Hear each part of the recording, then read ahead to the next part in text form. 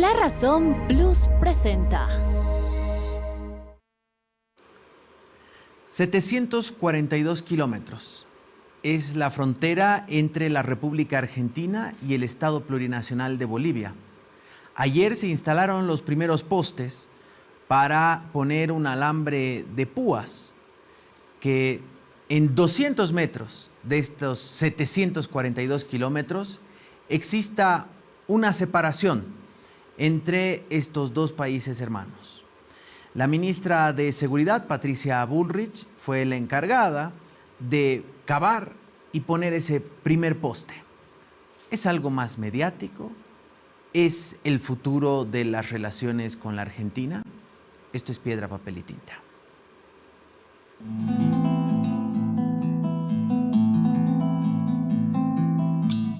Para decidir si sigo poniendo esta sangre en tierra, este corazón que bate su parche, sol y tinieblas, para continuar caminando al sol por estos desiertos, para recalcar que estoy viva en medio de tantos muertos, para decidir, para continuar, para recalcar y considerar.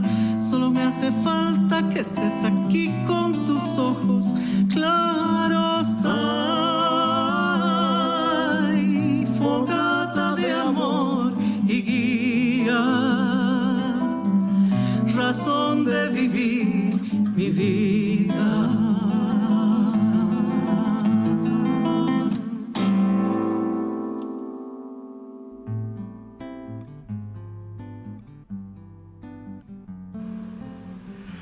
Martes 11 de febrero, bienvenidas, bienvenidos al Piedra, Papel y Tinta. Arrancamos una nueva emisión a través de la señal de Palenque Televisión, en señal abierta, el canal 47, si usted tiene Cotel TV, el canal 92, si tiene Tigo Star, el canal 72, y si tiene Entel Televisión, el canal 35, también por supuesto a través de la página web www.redpalenque.com y por supuesto a través de La Razón Plus en todas nuestras plataformas. Para estar informado, informada todo el tiempo, las plataformas de nuestro medio de comunicación La Razón, nuestras redes sociales, ahí estamos presentes en todas, actualizando la información minuto a minuto de lo que ocurre dentro y fuera de nuestras fronteras.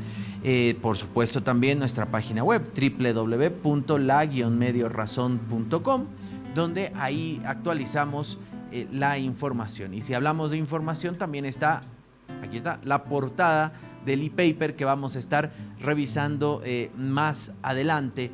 Por supuesto, los títulos más destacados.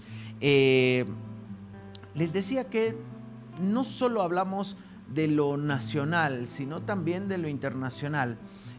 Hace 2 días, en la hermana República del Ecuador, se realizaron las elecciones presidenciales, que como resultado dieron que va a haber una segunda vuelta.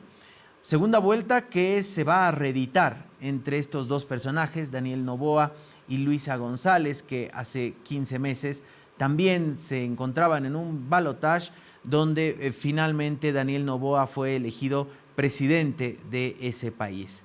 Nos vamos hasta su capital, Quito, para dar la bienvenida al colega Orlando Vaca, periodista del periódico El Comercio de Ecuador. Orlando, ¿cómo está? Buenos días. Diego Montaño lo saluda desde La Paz, Bolivia. ¿Qué tal, Diego, amigos de La Razón? Allá en Bolivia les mando un saludo. Igual a la gente de Piedra, Papel y Tinta, un gusto poder estar aquí.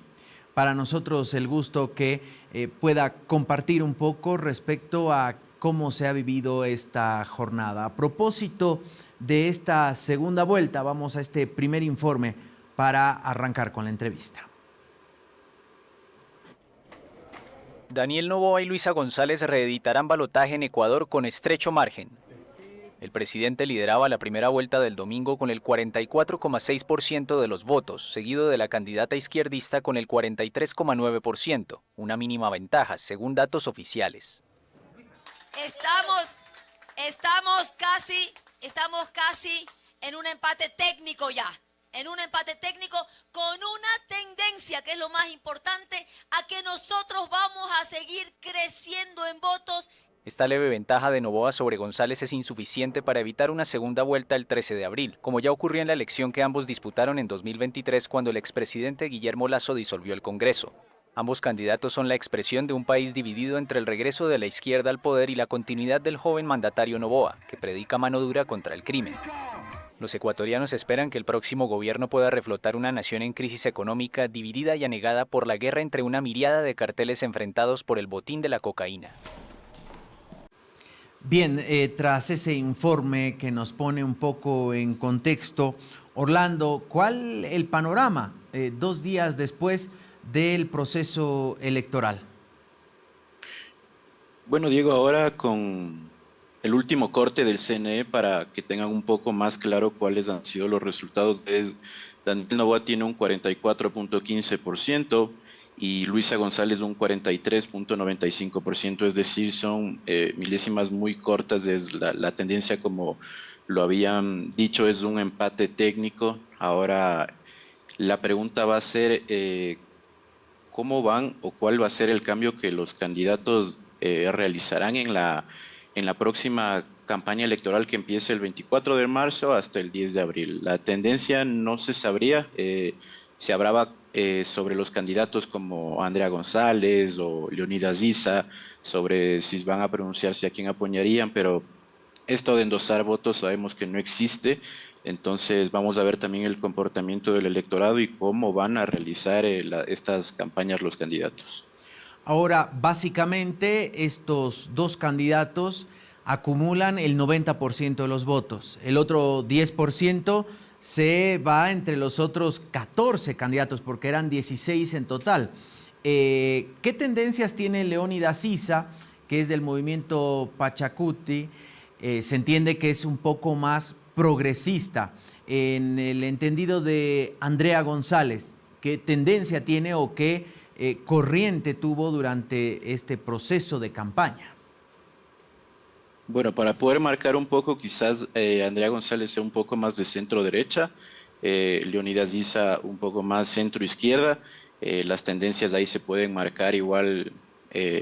Por ejemplo, el Movimiento de Acción Democrática Nacional de Daniel Noboa, ADN, del oficialismo, no es una tendencia de derecha como se piensa, sino más bien ellos lo catalogan como de centro-izquierda. Entonces, habría que ver cómo van a resultar quizás negociaciones o cómo van a ser estos discursos que van a tener con Andrea González y Leonidas Issa, que pueden significar el cambio del panorama político previo a las elecciones del próximo 13 de abril. Ahora, Orlando, ¿qué pasó con Daniel Noboa? Porque fue electo hace 15 meses. Cualquiera creería que el entusiasmo aún, o la luna de miel denominada después de un proceso electoral, continúa. ¿Qué desencantó para que no arrase de repente en las elecciones? Mira, Diego, una serie de factores que creo que fueron determinantes quizás para ver este tipo de resultados en las elecciones. Por ejemplo, tuvimos en el país apagones de hasta 14 horas diarias. Hubo caso de unos niños de las Malvinas que desaparecieron, entonces que fueron fuertemente criticados por varios organismos, y creo que eso sumó también a que el presidente Daniel Noboa no podía salir a campaña electoral con normalidad. Es decir, ahí también existieron algunos procesos de consultarle a la Corte Constitucional si era necesario, porque existían como unos vacíos dentro de, ya que Daniel Noboa no fue elegido de forma en unas elecciones ordinarias, sino fueron extraordinarias. Recordemos que esto fue a raíz de la muerte cruzada de Guillermo Lasso. Luego llegan las elecciones extraordinarias y las gana Daniel Noboa. Entonces creo que esta serie de sucesos que pasaron a lo largo de los últimos meses le jugaron quizás a Daniel Noboa una carta en contra. Ahora, ¿de qué manera el enfrentamiento con su vicepresidenta empezó a calar en el mismo electorado de repente de Daniel Noboa? Mira, Diego, el problema que tuvo Daniel Noboa con Verónica Abad fue desde el día uno. Eso se marcó. De inmediato Daniel Noboa le mandó a Israel, le mandó a hacer unas delegaciones allá para que no esté aquí en Ecuador. Y fue desde el primer momento, recuerdo que cuando posesionó a los ministros en Carondelet, Verónica Abad se encontraba en otro lugar. Entonces desde ahí había el discurso de que había una pelea entre Daniel Noboa y Verónica Abad. Y luego esto fue el resultado de varios problemas que fueron surgiendo alrededor de los últimos meses también en instancias del Tribunal Contencioso Electoral, haciéndole seguimientos a la Corte Constitucional, y todo eso también desencadenó en quizás generar otro problema para Daniel Noboa, perdón. ¿Cuál es la situación económica actualmente del Ecuador? Mucho se ha hablado de los apagones, de la violencia, que de ser uno de los países de repente donde la violencia estaba controlada a ocupar uno de los primeros lugares en torno a este delito. Pero, ¿cuál es la situación económica?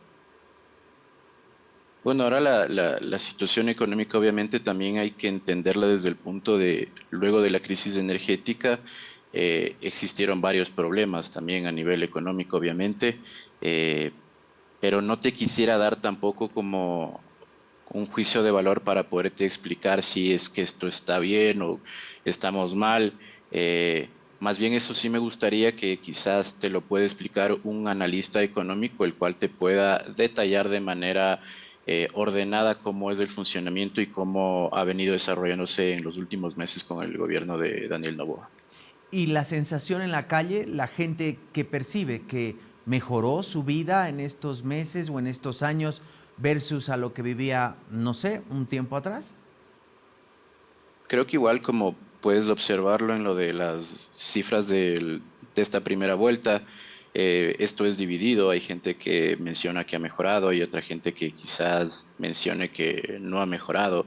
Entonces ese discurso se traslada también a las urnas, y es por eso que los candidatos del oficialismo de la Revolución Ciudadana tienen una tendencia casi en un empate técnico. Ahora, mucho se ha hablado y se ha analizado, diríamos, respecto a la fuerza del correísmo y si ha ido rompiendo su techo o ha ido, diríamos, subiendo su piso. ¿Cómo vienen analizando en el tema del Ecuador rumbo a esta segunda vuelta? ¿Es este el techo del correísmo, el obtenido por Luisa González el pasado domingo, o es el piso, diríamos?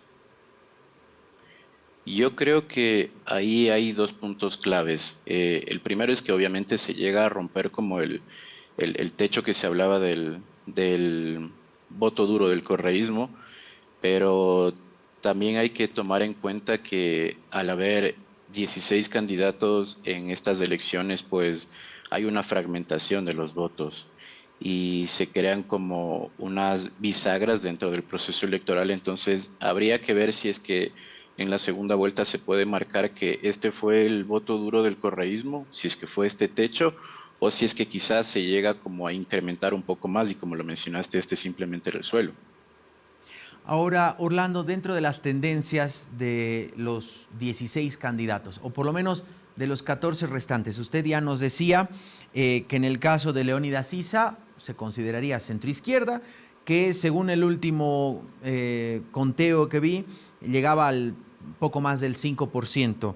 En el caso de Andrea González, diríamos centro-derecha, algo más del 2%.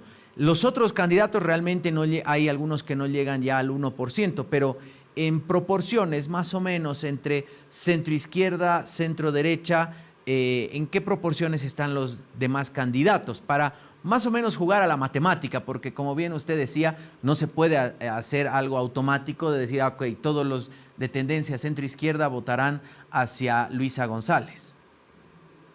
Mira, Diego, en su mayoría son partidos de centro izquierda o de izquierda. Claro, hablábamos sobre esto de que es difícil poder endosar esos votos también, pero te puede marcar algo. Ahora, algo que también te quiero mencionar es que el voto de los indecisos, los votos nulos y blancos, son cerca del, según los últimos datos, del 8-9%. Es decir, el voto de los nulos y blancos suma mucho más que los 14 candidatos restantes que no llegan en su mayoría en el 0.5%. Bueno, entonces, Eso será clave también, perdón, Diego, poder marcar y que los candidatos puedan llegar a estas personas que aún seguían indecisos y tienen este voto nulo o blanco. bueno, esto podría ser el gran cisne negro de la segunda vuelta el próximo 13 de abril. Este 8-9% que puede o que prácticamente va a definir quién va a gobernar el Ecuador. ¿Se sabe más o menos qué tipo de votantes son justamente quienes conforman este 8-9%? ¿Se preveía eso en las encuestas que se iban publicando? Sí, en realidad, primero quiero decir algo sobre lo de las encuestas, es que en su mayoría fallaron y también había esta tendencia de no saber muy bien cómo se iban a producir primero el ausentismo y luego estos votos nulos o blancos. Se mencionó desde el CNE que es una tendencia normal que suele existir en primeras vueltas de este porcentaje. Ahora, conocer que, por ejemplo, qué lineamiento pueden tener es complicado. Eso sí, es muy complicado, pero en segunda vuelta lo que suele suceder es que ese 8-9% sí se puede incrementar quizás para algún candidato dependiendo del discurso y cómo vaya a manejar la campaña electoral que va a ser del 24 de marzo al 10 de abril. El factor económico, sin lugar a dudas, es importante, usted ya lo mencionaba. El factor de seguridad, o en este caso de inseguridad que vive la República del Ecuador, veíamos que justamente había organizaciones políticas de derechos humanos que denunciaban esta especie de militarización de las fronteras horas antes de las elecciones. Algunos intuían que era para evitar algún tipo de, por ejemplo, llegada de ecuatorianos y que puedan votar, que de repente vivían en países vecinos. Pero de cara a la segunda vuelta, usted, ¿dónde cree que van a poner la mirada o el foco los dos candidatos? Bueno, Diego, yo aquí lo que pensaría que deben hacer los candidatos y es de entrar netamente a territorio, trabajar directamente con las personas. Obviamente el tema de seguridad, el tema de economía, de trabajo será importante que lo puedan dialogar, pero principalmente creo que es que esta especie de personaje que los electores aún no conocen puedan conocerlo estando el candidato en territorio, que pueda conversar con las personas, que conozca las necesidades de las personas, por lo que está atravesando esa provincia, ese cantón. Entonces será importante que, más allá de centrar su discurso dentro de algún tema en específico, que ellos estén en territorio y puedan escuchar a las personas. Eso va a ser fundamental. Bien, Orlando, usted nos decía cuándo va a arrancar, diríamos, la campaña formalmente rumbo a la segunda vuelta. Nos decía una fecha de marzo y hasta eso, ¿qué va a ocurrir y qué no puede ocurrir? Bueno, en realidad aquí hay un vacío legal también en el Código de la Democracia, que aquí no hay control, por ejemplo, en redes sociales. Entonces, los candidatos lo que suelen hacer es subir a sus redes sociales son propuestas, son propagandas políticas. Entonces, inicia ahí. En realidad debe existir como un silencio electoral, pero las redes sociales, al no estar controladas por el Código de la Democracia, pues tienden a salirse un poco de esa ruta y comenzar a trabajar desde redes sociales. Vamos a ver ahí qué es lo que va a pasar, cómo van a comenzar a interactuar los candidatos, pero lo fuerte creo que va a ser también dentro del inicio de de la campaña electoral, cómo van a trabajar ellos.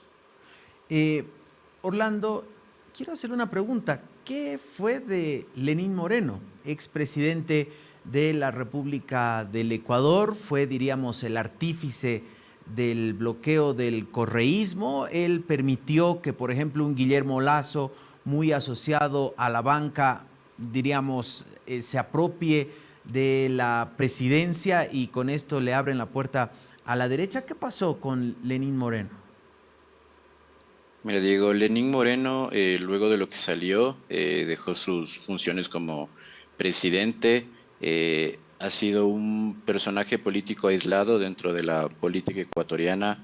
En muy pocas ocasiones se ha pronunciado, en realidad. Ha habido pronunciamientos desde su cuenta de X, pero te podría decir que casi nula la presencia del expresidente Lenín Moreno. ¿Y aparecieron algunos otros ex candidatos o ex personajes, digamos, de la política ecuatoriana? Por ejemplo, ¿qué es de Guillermo Lasso? Yendo un poquito para atrás. Bueno, Guillermo Lasso mantiene como un discurso con jóvenes, se sabe reunir a hablar de política con jóvenes, creo que es un espacio en el que hacen una especie como de comida, de cena y comienzan a charlar de temas políticos, económicos. No se lo ve tanto igual, se lo ve solo en estos espacios, pero sí que es un poco más visible que Lenín Moreno. Orlando, el factor y la población indígena que en algún momento llegó a, diríamos, volcar su voto, Leónidas Issa, usted me corregirá, llegó incluso a alcanzar un 16% de los votos. Hoy estamos hablando de un 5%. Hubo movilizaciones muy fuertes en el Ecuador, sobre todo protagonizadas por pueblos indígenas contra el gobierno de Guillermo Lasso. ¿De qué manera se han ido desarmando, desarticulando o perdiendo poder los pueblos indígenas en la disputa política en el Ecuador? Yo creo que hace varios años existieron algunos problemas dentro de los movimientos indígenas y ahí fue como que comenzaron a existir estas fracturas dentro de estas organizaciones y movimientos. Quizás hace unos años atrás cuando el Pachacuti era un poco más fuerte, diría yo, aunque ahora es la tercera fuerza política en la Asamblea, diría que hubieran tenido mayores opciones quizás de llegar o hasta una segunda vuelta, pero estos problemas internos, de estas fracturas o fisuras que existieron en los movimientos y organizaciones, creo que hizo que se vaya perdiendo un poco más de terreno.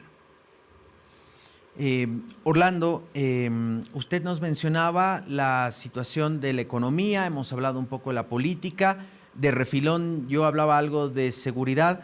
En el anterior proceso electoral un candidato a la presidencia fue asesinado, candidatos a concejales, a alcaldes también. ¿Cómo se ha disminuido o no el tema de la violencia en estos últimos meses? Bueno, el candidato fue Fernando Villavicencio, exasambleísta y candidato a la presidencia. Esto fue el 9 de agosto y todavía sigue, suenan todavía estos casos de asesinatos de alcaldes, de candidatos. Pero sí creo que ha disminuido un poco esta tendencia. También se ve por los candidatos, por ejemplo, a la presidencia tenían mayor resguardo de seguridad policial y en algunos casos hasta militar. Orlando, queremos agradecerle este tiempo junto a nosotros. La verdad que nos ha dado de manera muy precisa una mirada desde diferentes ángulos de lo que ocurre en el Ecuador, más allá de lo que podamos informarnos a través de los medios. Vamos a estar molestándolo seguro antes del 13 de abril y posteriormente cuando elijan las ecuatorianas y ecuatorianos un nuevo presidente o presidenta. Muchas gracias, Orlando. No, muchas gracias a ustedes, Diego. Un gusto poder estar aquí en La Razón, en Piedra, Papel y Tinta. Qué gusto poder conversar con ustedes. Igualmente estuvo con nosotros Orlando Vaca, periodista de El Comercio de Ecuador, a propósito de las elecciones del pasado domingo, rumbo ya al balotaje confirmado del próximo 13 de abril, actualizando los datos que nos daba nuestro colega. 44.15% para Daniel Noboa, el actual presidente, 43.95% para Luisa González. Estamos hablando del 0.2% de diferencia, ¿no? No llega ni a medio punto porcentual la diferencia, es prácticamente un empate técnico, así que como suele decirse, la moneda está en el aire hasta el próximo 13 de abril. Todo puede ocurrir en el Ecuador. Todo menos olvidarnos de ir a la pausa. Nos vamos a la pausa y al volver tenemos más en el Piedra, Papel y Tinta. Para aligerar este duro peso de nuestros días, esta soledad que llevamos todos, islas perdidas. Las lluvias ya comenzaron y nosotros ya estamos haciendo nuestro trabajo, pero necesitamos de tu ayuda. Cuida las redes de alcantarillado sanitario. Antes de lavar los platos, limpia las grasas y residuos de alimentos. No dejes estos residuos en el lavadero, deposítalos en la basura. No arrojes elementos sólidos ni papel higiénico dentro del inodoro. Coloca rejillas en los desagües y límpialos regularmente. Este es un mensaje de EPSAS, porque prevenir taponamientos es tarea de todos.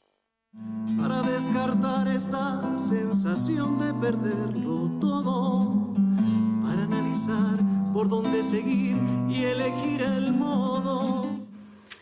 Gracias por seguir en sintonía del Piedra, Papel y Tinta. A propósito del papel, si bien no es papel físico, pero sí el diseño de nuestra tapa del e-paper, vamos a ver las fotografías, los titulares que forman parte de nuestro medio de comunicación. Sectores advierten con radicalizar las movilizaciones. La fotografía tiene que ver justamente con lo que ocurría ayer en varias ciudades de nuestro país, sobre todo en Santa Cruz de la Sierra, esta marcha en rechazo a la disposición séptima del presupuesto general del Estado. La manifestación tuvo fuerza en Santa Cruz y los sectores afirman que no dialogarán. El gobierno minimizó las protestas contra la disposición confiscatoria del presupuesto general del Estado 2025. Esa es la apertura, la subapertura. BOA suma 30 procesos más en la ATT, la mayoría por información falsa o incompleta a pasajeros. En la parte superior, justo lo que hablábamos hace instantes, Noboa y González irán a segunda vuelta en Ecuador, será el próximo 13 de abril. Todo puede pasar allá. Recaudación tributaria creció 18.2% en enero. El juicio a Camacho se reinstala este martes. Campesinos anuncian protestas por el litio. Hay movilizaciones. Nos decía esta mañana el presidente de Comcipo, por ejemplo, en La Razón Radio, que mañana van a formar este comité de movilizaciones y con eso definir medidas de presión contra los contratos de litio. La misma Bullrich planta cercos en la frontera. Arrancábamos con eso en nuestra edición de Piedra, Papel y Tinta, y hay orden de operaciones para detener a Morales. Eso decía el ministro de Gobierno, Eduardo del Castillo. A propósito de Evo Morales, queremos invitar y dar la bienvenida, en todo caso, a Wilfredo Chávez. Fue procurador general del Estado, pero es miembro del equipo jurídico del expresidente Evo Morales, que entendemos hace instantes dieron una conferencia de prensa en torno a qué va a ocurrir con esta facción del movimiento popular, esta facción del movimiento al socialismo.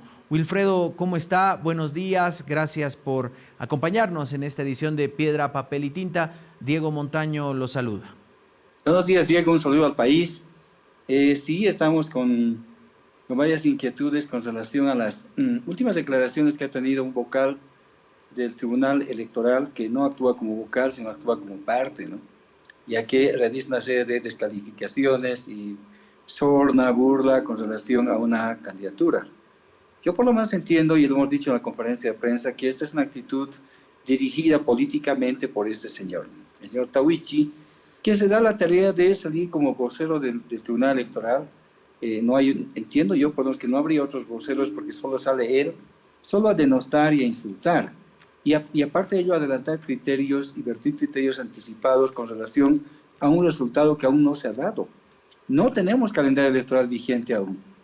Y por otro lado, obviamente, si no hay calendario electoral, lo que digamos o hagamos son criterios subjetivos nuestros como organización política, y él debía limitarse en todos los sentidos a estar comentando o diciendo algo, porque la ley de régimen electoral le prohíbe a este señor anticipar criterios. El artículo 220 de la ley número 26 de régimen electoral claramente le impide a este señor anunciar, o como dice la ley, anunciar haber manifestado opiniones públicamente con anterioridad al conocimiento de la causa o asunto. Él ya está manifestando qué van a hacer, qué va a hacer él. No sé si lo hace a nombre del tribunal o a nombre necesariamente de su persona, pero hay una declaración anticipada del señor Tawichi, un protagonismo innecesario. Todos sabemos que se va a ir a fines de noviembre o diciembre y va a volver a la calle, ¿no? Va a ser un ciudadano más, le faltan menos de 10 meses para que se vaya. En todo caso, el daño que hace a la democracia es increíble, porque aparte es una persona que obviamente no es un juez imparcial, lo está demostrando con estas actitudes, y es de manera recurrente la actitud que tiene este señor en contra del hermano Evo Morales y en contra de nosotros como instrumento político del pueblo boliviano. Usted hace referencia, doctor Chávez, respecto a las declaraciones que la anterior semana el vocal Tawichi Quispe decía: Evo Morales puede presentar su candidatura y le vamos a dar una hermosa respuesta en la sala plena. ¿Se refiere a eso? ¿Lo siente como una amenaza? Claro que sí, directamente es una amenaza, porque el señor no tiene que, yo creo, ser una autoridad electoral. Cualquier autoridad pública, Diego, puede tener conceptos privados, es decir, opinar sobre una cosa, pero un árbitro electoral no. El árbitro electoral es eso, debe ser imparcial, en todos los sentidos y en toda su conducta y en todos los tiempos. Este señor Tawichi hace todo lo contrario. Gana él la causal para excusarse de nuestros casos o ser recusado. Esos micrófonos que le gustan tanto se van a esfumar en noviembre cuando se vaya a la calle, donde lo vamos a encontrar alguna vez, le vamos a pedir muy respetuosamente que aclare por qué está haciendo esto. Pero mire, no puede pues intimidar y adelantar criterios de ese tipo. Ya lo he hecho antes, quiero recordar un minuto, por favor. Hace un tiempo atrás, en el mes de noviembre del año 2023, cuando se ha negado a registrar el Congreso de la UCAeñe, este señor dijo que Evo Morales no tenía los aportes que se pedían, los 22 bolivianos, o perdón, los 12 bolivianos de aporte, y que le prestaba 12 pesos a Evo Morales para que él pueda pagar, digamos, su aporte al instrumento político. Esto, aparte de ser falso, es una actitud realmente, notoriamente contraria a su objetividad, que debe mantener, reitero, un juez electoral. Hemos presentado hoy en la conferencia de prensa el certificado que ha emitido el Banco Unión, no sé si puede ver, me puedo pasar tal vez internamente, por el que claramente se verifica que Evo Morales ha pagado no 12 bolivianos, sino 400 bolivianos antes del Congreso, en 2 cuotas, ¿no? La última cuota fue el 25 de septiembre, el Congreso fue en octubre, es decir, el argumento con el que Tawichi claramente decía Evo Morales no ha presentado nada, es falso. Y como es falso, debemos ejercer una acción penal en contra de este señor. Por eso, ante los deslices de su boca, quiere que le dé impunidad al Parlamento a los miembros del órgano electoral. Si es para eso, no va a haber impunidad. No hay por qué incorporarse una ley 44 de altas autoridades, porque este señor no merece eso. El señor no merece más que un trato de una persona ordinaria, y la sentencia número 38/2000 del año 2000 del Tribunal Constitucional entonces establece que los fueros o privilegios solo los establece la Constitución, no la ley. Entonces el señor que siga con la esperanza que le van a dar fuero, nosotros lo vamos a enjuiciar de manera ordinaria por esta y sobre todo por las declaraciones falaces que ha vertido hace un tiempo atrás, en el 2023, para no registrar el Congreso de la UCAeñe, entre otros el señor Tawichi, que era el vocero de facto del Tribunal Electoral. Ahora, ¿se lo puede excusar o se puede excusar a Tawichi Quispe, por ejemplo, cuando en la sala plena se trate el tema de la candidatura del expresidente Evo Morales, él tendrá que ser apartado de ese debate porque ha mencionado o ha adelantado criterio, tal como ocurre, por ejemplo, con los juicios de privilegio en la Asamblea Legislativa? Él tiene que, a ver, claro, la excusa es un acto personal. La autoridad, cuando tiene un impedimento, sea familiar, deudor, acreedor, abogado, o en este caso tener una enemistad marcada con nosotros o haber adelantado criterio, la autoridad por sí misma tiene que excusarse. Si no se excusa habiendo causal, como que hay causal ahora, esa figura se traslada a las partes bajo la figura de la recusación.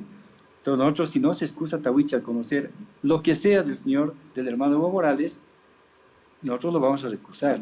Y este es nuestro argumento. Estas declaraciones falaces que hace este señor son las declaraciones justamente para que los recusemos. Y esperemos que los miembros de la sala plena del Tribunal Electoral, cuando ocurra aquello, no le tapen, no sean cómplices de él, que lo aparten de una vez, porque el señor tiene un marcado encono con lo que corresponde a Evo Morales, corresponde al MAS-IPCP en su momento, y vean ustedes las declaraciones que han sido recurrentemente de este tipo.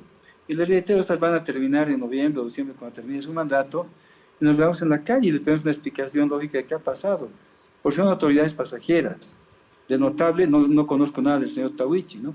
Eso que se ha cambiado el nombre, nada más, y no sabemos además, yo sé, un procedimiento irregular que ha habido para su cambio de nombre.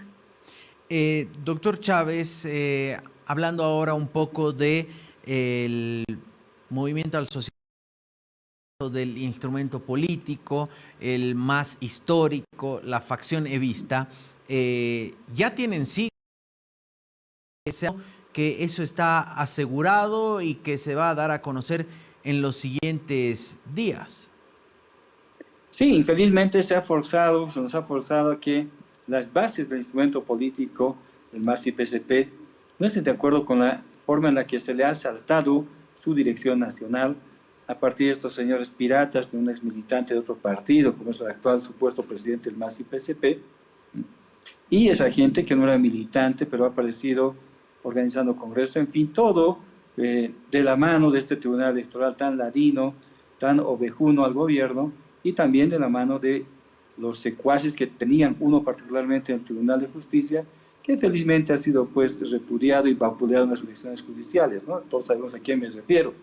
Y creo que hasta ahora la gente se ríe de prácticamente lo que ha hecho este señor, el fiasco que ha sido su candidatura, porque todos sabemos que así era el gobierno y así les va a los traidores. Las bases del MAS-IPCP, por supuesto que están con su líder histórico, el hermano Evo Morales, y vamos a seguir. Y efectivamente él va a anunciar, seguramente en los siguientes días, siguientes jornadas, en marzo tenemos un acto refundacional en Cochabamba. No sé si hasta esa fecha se espere, pero nuestro líder histórico va a anunciar cuando existe el acuerdo de alguna fuerza, como él ha dicho, para prestarnos sigla, porque no nos queda otra, para recuperar el gobierno del pueblo, para que se continúe un proceso exitoso de inclusión, pero sobre todo un proceso de soberanía económica que debía mantenerse en el país y que ha sido frustrado por la dictadura de Yanine Áñez y sus cómplices, Oriol Medina, Tuto Quiroga y compañía, y Claure, ¿no? Ahora ha aparecido, y por otro lado, el gobierno nefasto ahora de Luis Arce, que no ha hecho nada básicamente para sustituir la matriz energética y llevarnos a las condiciones económicas en las que estamos ahora. Wilfredo, el factor andrónico, mucho se habla, hay programas enteros de televisión que le dedican todos los días un espacio a ver si existe o no una distancia con el expresidente Evo Morales. ¿Qué pasa en torno a eso? Esta mañana hablábamos con Raimi Ferreira y decía, hay tensiones generacionales, tensiones que no significan una crisis. Yo lo veo bastante sencillo. Primero, tenemos que tener en cuenta que estamos hablando de una autoridad en funciones que tiene que cumplir su mandato hasta noviembre, eso es todo lo que debía hacer toda autoridad, y por otro lado, las bases que no le han proclamado a él como candidato, o sea, no hay una candidatura de Nónico Rodríguez, que yo sepa por lo menos, oficialmente no hay. Hay grupos que se han dedicado a esa tarea, que obedecen al gobierno, quieren ir con el gobierno o con la derecha y romper el bloque histórico de la izquierda boliviana, que está con el hermano Evo Morales, estamos con él justamente nosotros, ¿no? Entonces, no le haría ningún favor el sobredimensionar una candidatura. No es que teorizan tanto. Yo no he escuchado un aporte concreto, disculpen la franqueza, de Andrónico en este proceso. Seamos francos. Él todavía está muy joven, cuando se ha nacionalizado, etcétera, etcétera, pues se ha hecho un planteamiento político. Entonces, hemos perdido la Constitución, y no es Andrónico, obviamente por su juventud, por su edad. Pero ahora no hemos escuchado nada, o sea, no veo por qué se sobredimensiona tanto a una persona. Van a haber líderes, si hay líderes internas dentro de nuestra organización, seguramente habrá muchos otros líderes, incluso pueden superar fácilmente a Andrónico, que está en un cargo. Yo pienso eso. Wilfredo, han convocado desde, diríamos, el Movimiento al Socialismo, que ahora controla la sigla el Gobierno Nacional, a un ampliado de, no sé si es de emergencia, este próximo domingo, que han invitado a varias autoridades que forman parte del Movimiento al Socialismo, incluso dijeron puede venir el presidente del Senado. ¿Cómo ve al Movimiento al Socialismo ahora en manos del gobierno? ¿Y cómo ve al gobierno? ¿Con ganas de ir a una reelección o las encuestas parece que empiezan a preocupar al gobierno? Mire, eso es decir que este gobierno se caiga a pedazos cada día, ¿no? Y no tiene bases. Como dijo algún compañero, creo que el compañero, tienen el esqueleto, tienen nada más que los papeles. Todas las bases están con el hermano Evo Morales. ¿No ha visto ayer lo de Oruro? Que ha entrado la gente molesta y han terminado con su desfile ya de Loas a Luis Arce, cuando había entrado viviendas que en su momento se construyeron, me parece, la gestión de Evo, y luego se terminó. No había más obras para Oruro. Y el pueblo enojado, porque su bolsillo está siendo atacado por este gobierno. Por eso el pueblo está enojado. Pero Luis Arce tenía que huir de Oruro. Eso va a ocurrir en elecciones. Por eso la gente no lo apoya, tienen 2%, creo. Y eso no es no tener nada, porque el margen de error creo que es de 3. Tiene menos del margen de error que podría haber en una elección de apoyo Luis Arce si fuera de candidato. Por eso quiere romper la izquierda, por eso de abajo quieren que vaya uno, quieren que vaya el otro, que digamos que estamos separados, en fin. Eso no va a ocurrir. Si somos consecuentes y unidos, vamos a derrotar obviamente a la derecha en las elecciones, y todos están con ellos, pero también vamos a derrotar a un gobierno traidor que da la espalda a su pueblo y nos hace sufrir en este momento a todos nosotros. ¿Usted lo ve a Luis Arce con ganas de ir a la reelección o va a apostar por mandar a otro candidato? Yo lo veo a Luis Arce con ganas de irse, ¿no? Porque ya con la aparición que ha habido ayer, es tan triste, ¿no?, que un presidente sea vapuleado por el pueblo, porque eso ha ocurrido. Luis Arce lo veo con ganas de ir, no lo veo ni siquiera con ganas de candidato. Seguramente los adulones de ocasión en su momento le hicieron creer que podía ir, y por eso hizo lo que hizo, defenestrar al MAS y PSP, robarlo, y la cancelar a él. Eso no le va a dar voz, la gente no come eso. No ha entendido ha entendido un par de abogados que le han endulzado el asunto, hecho así vamos a gobernar, con autoprorrogados, un desgaste total por hacer caso a agentes de la derecha. Esos han sido los abogados que ha tenido Luis Arce en su entorno cercano al Palacio y como ministros. Entonces, con eso, ¿dónde vas a llegar? Si no haces política, te vas a ir al abismo, como le está pasando justamente ahora, porque obviamente no era un tipo político, tal vez un tecnócrata, pero político no ha sido. Wilfredo, quiero invitarle, y también por supuesto a nuestra audiencia, a escuchar una canción y que me espere unos minutitos. Le voy a dejar una pregunta que quiero que me responda después de escuchar esta canción. De repente la canción le ayuda a meditar un poco. Vamos a hablar un poco de la oposición y las oposiciones. ¿Cómo las ve usted? Vamos a escuchar esta linda interpretación antes de escuchar la respuesta de Wilfredo Chávez, de Collamarca, Hay amores hallarás, este San Juanito de Mario Vinicio, San Juanito ecuatoriano, a propósito justamente del Ecuador, nuestra anterior entrevista.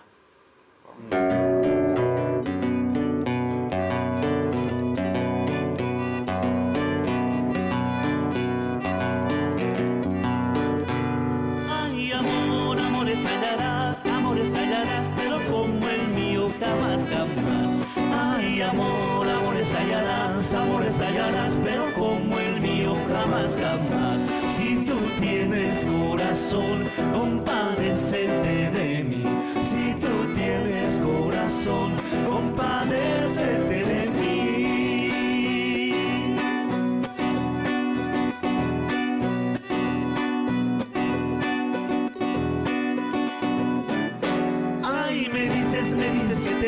vas, me dices que te vas, ándate y ve, ándate y ve. Ay, me dices que te vas, me dices que te vas, ándate y ve, ándate y ve. Salabazas como vos, a montones de hallar, salabazas como vos, a montones de hallar.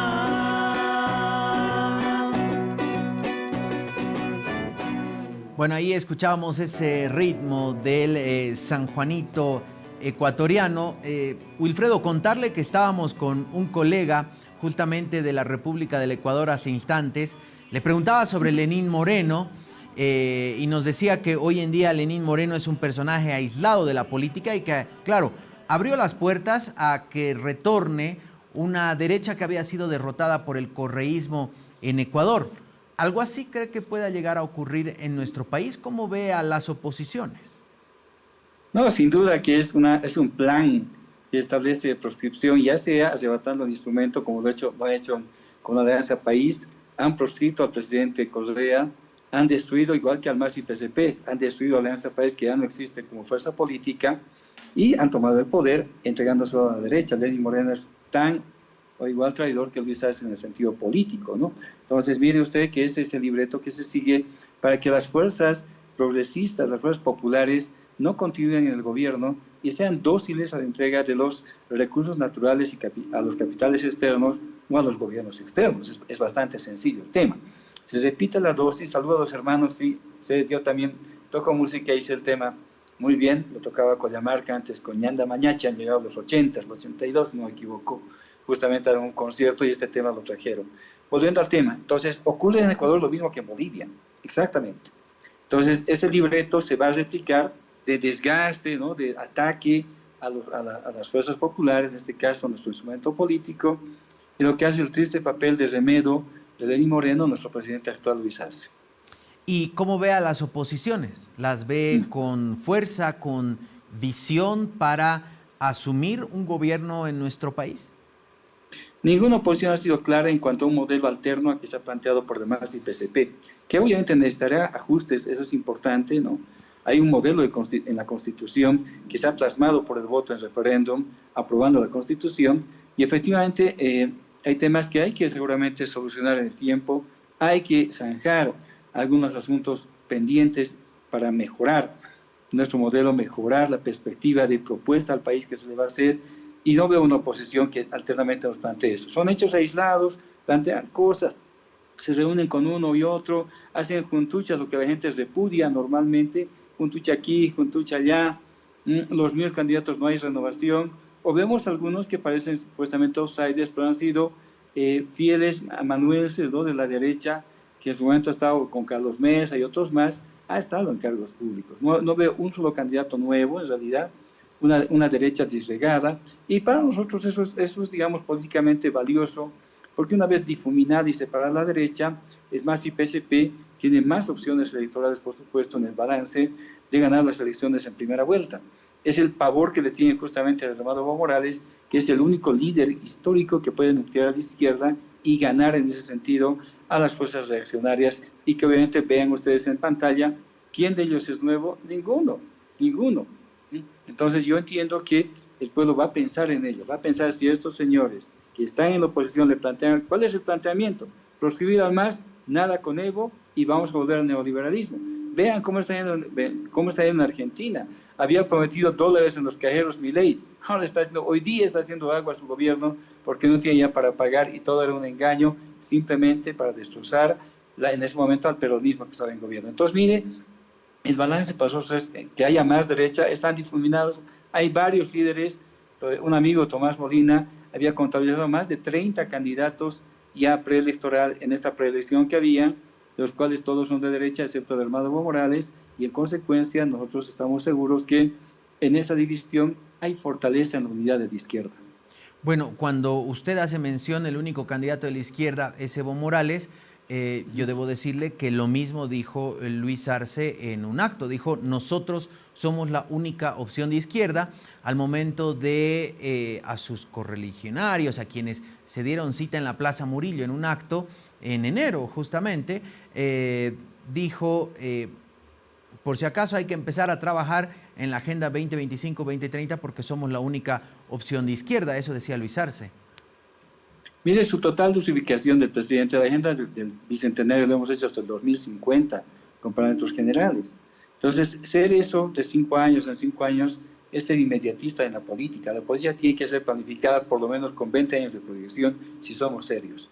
Y no está haciendo el gobierno, no ha tenido por eso ningún talante político, no ha tenido ninguna opción política porque no saben hacer política, en resumen. La política no es solamente sentarse allí y decir, güey, esto, aquello, darle al hijo para que haga el negocio de litio, que era tan importante para el país. Eso no es hacer política, es pensar en qué país queremos en 20 años. Un país robustecido económicamente, entregado al capital externo, como nos ofrece la derecha, o un país que tenga soberanía y puede ser respetarse internamente, hacer productivo y producir, y además internamente lograrlos, industrializar, lo que no ha hecho el gobierno de Arce, lograr industrializar los recursos, las materias primas que tenemos. Ese es el salto que falta. El Estado plurinacional va a ser tal una vez que sea ese salto. No hay que volver nomás a la República, donde no había nada, había una aldea que eran las ciudades y todo el campo olvidado, y había desigualdad, y había gobiernos poco más que dedicaban solo al robo de los recursos del Estado. Eso eran las megacoaliciones, esos son los que actualmente pregonan los Mileis, los libertarios, que en realidad son simplemente liberales o neoliberales disfrazados, ¿no es cierto? En el debate, si hay debate, lo vamos a hacer electoralmente para demostrar uno a uno quiénes son y qué es lo que han hecho y qué plantean al país. Wilfredo, ¿a quién lo ve con el ánimo de jugar al Milei boliviano? ¿Cuál de los precandidatos está más cercano a jugar al Milei boliviano? Bueno, en realidad ninguno, ¿no? Porque no creo que ninguno sea tan demagogo como el señor Milei. Y no creo que el pueblo crea en las mentiras como lo ha hecho Milei. Felizmente Argentina ha experimentado, y felizmente para ellos, felizmente para Bolivia. Sabemos cómo son, cómo han entrado mintiendo y cómo está saliendo. En tan poco tiempo, un desgaste terrible de ese señor. Sabemos lo que pasa en Ecuador, que era el mismo perfil, cómo está cayendo ahora ese gobierno, que decía que había ganado con el 52% y ahora está haciendo aguas porque hay menos de 20.000 votos de diferencia entre el primero y el segundo, y con los 9.000 que le están robando a la candidata María Luisa González, habría ganado ella la primera vuelta. Entonces, eso va a pasar. Sabemos que el pueblo es maduro y el pueblo consecuente va a apoyar. No voy a ninguno con un cercano a lo demagogo que es Milei, y además las propuestas están poco fuera del lugar que tienen. No puede ser esto, ¿saben? Es el que destruye más al país, parece el que quiere más parecerse a Milei. Y si es en esa competencia, el pueblo se da cuenta y dice, ¿quiénes son estos? ¿No? ¿Qué me proponen? No proponen más que odio al indígena, odio a todo lo que representa el Estado plurinacional, pero no hay ningún aporte para el país. Wilfredo, una última pregunta. Si Evo Morales es inhabilitado, ya sea por el Tribunal Constitucional o por el Tribunal Supremo Electoral, que usted decía está supeditado a las decisiones del órgano ejecutivo, en ese escenario, si Evo Morales es inhabilitado, ¿qué va a ocurrir con el instrumento político o con el evismo? Mire, primero, Evo está totalmente habilitado, lo hemos demostrado jurídicamente. Hemos lanzado el debate y nadie se ha soltado al debate, o de la derecha o la oposición, para un debate académico y jurídico sobre la habilitación o no de nuestro hermano Morales. Está habilitado jurídicamente. Ahora bien, pensar lo que puede hacer el vocal Tahuichi, por eso hay que recusarlo y enjuiciarlo, o lo que vayan a hacer los demás, creo que es ver muy adelante. Nosotros, el instrumento político va a ser lo suficientemente maduro para tener siempre la opción de perpetuar o permanecer con nuestro hermano Evo Morales como candidato a presidente. No hemos pensado otra opción, la verdad, porque el pueblo boliviano solo se nuclea a veces con este tipo de líderes históricos, y esa es la verdad. Solo con Evo.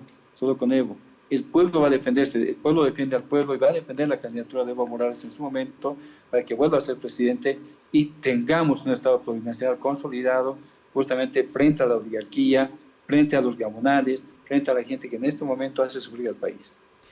Wilfredo, queremos agradecerle este tiempo junto a nosotros. Esperamos tenerlo en una siguiente oportunidad ya acá en nuestros estudios para hablar un poco más cómodos respecto a estas elecciones. 198 días, si no me falla el cálculo, nos separan del 17 de agosto. Muchas gracias, Wilfredo. Hasta otra oportunidad. Bueno, creo que perdimos la comunicación, pero ya estábamos cerrando justamente. A propósito de cierres, no nos podemos ir sin revisar el fuera de contexto. A ver, ¿qué nos tiene la fotografía hoy? La fotografía y el texto hoy le pertenecen a Claudio Rosell. A ver.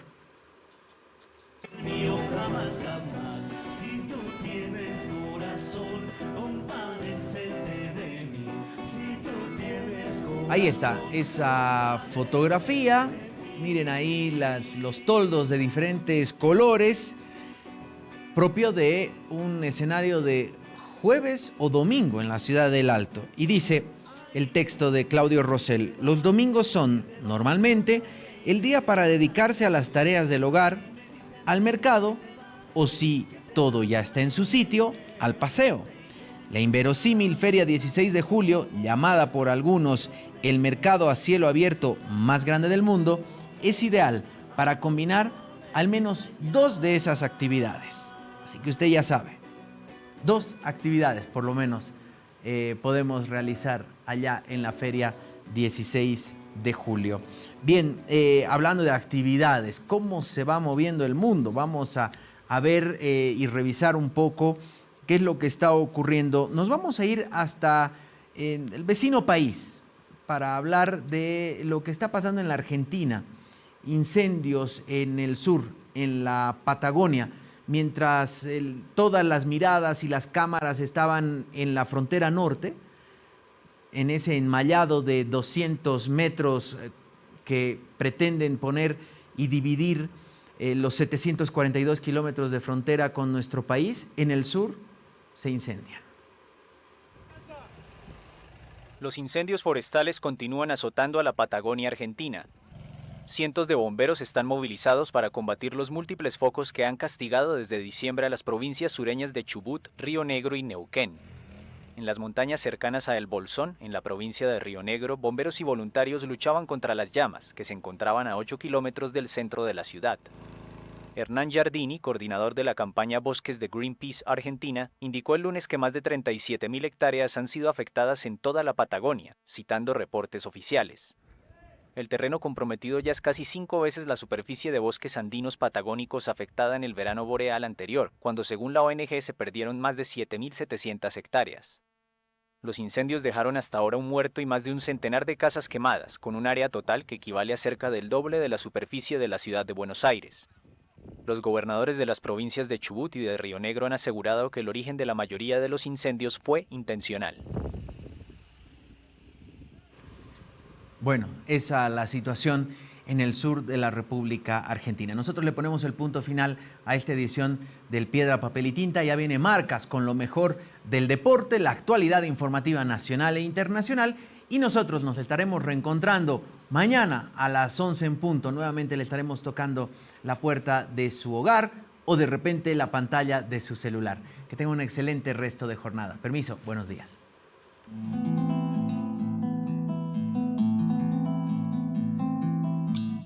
Para decidir si sigo poniendo esta sangre en tierra, este corazón que bate su parche, sol y tinieblas.